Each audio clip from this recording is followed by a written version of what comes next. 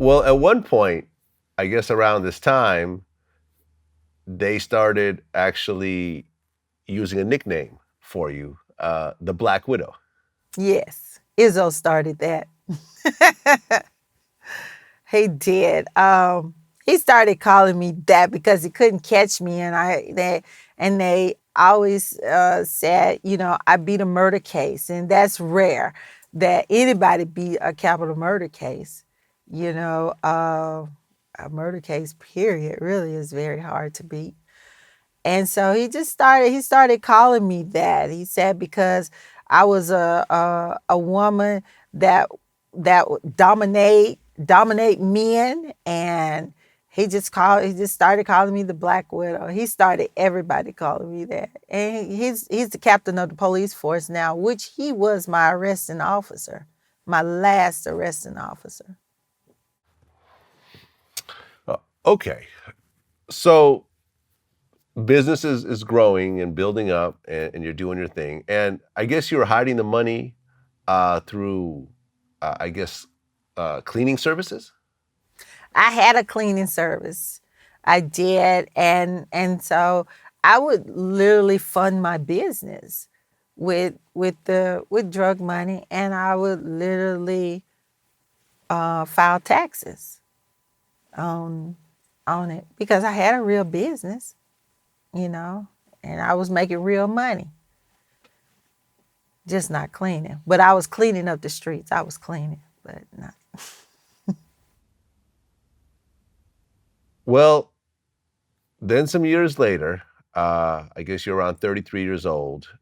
You fell in love with another drug dealer, a guy named Tony. Yes. Okay, tell me about Tony. I I won't say I fell in love with him. Uh, Tony was at one time a big drug dealer. He played football. He almost went pro, but he didn't. But he was at one time at the height of his game in the men division, and but he ended up going to prison, so it was short run.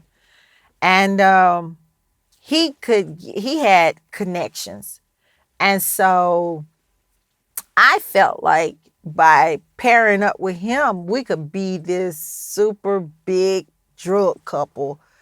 And that wasn't the case. That was fantasy. It didn't happen like that. It didn't happen like that. Okay, and then at one point, uh, you prayed. You were trying to get out of the drug business, and you were praying to God to, help you find a way out of this business. And then you end up getting arrested. Yes. Yes, I got tired. I had lost my mother and my grandmother a few years before that, and it still was heavy on me, real bad. And I just got to a point where I had reached a height that no one else had, and no one else could even get to where I had as long as I had.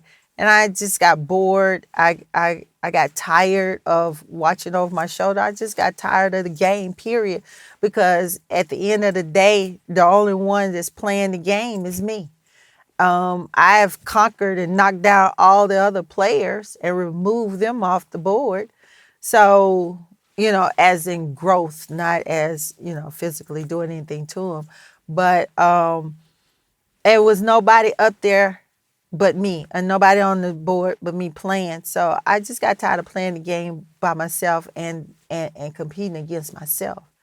And so I grew up in the church, and my grandmother and mother taught me how to pray.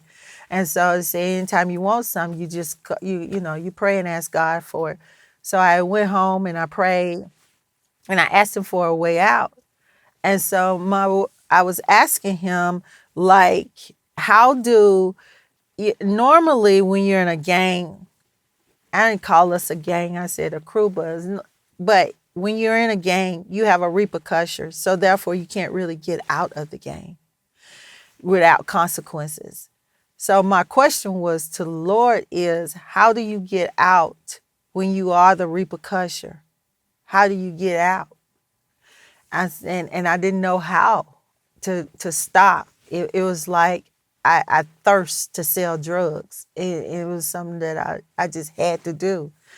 And so 2 weeks after that, prayer, um, I did what I told my guys not to do, and that's to ever sell in a parking lot, in a grocery store parking lot, because you can't watch the entire parking lot. You can't possibly know who's in every car, and to not to ever do that. And so I did do that, and I did get busted. And that day, and they had helicopters. They had so many polices at me that day. And when they got me out the car, I just, I didn't resist. I just got out the car, put my hands behind my back, and looked up in the sky. And I was like, this is not what I meant, you know? And so, yeah. And that's when we went to court. Well, when I got busted.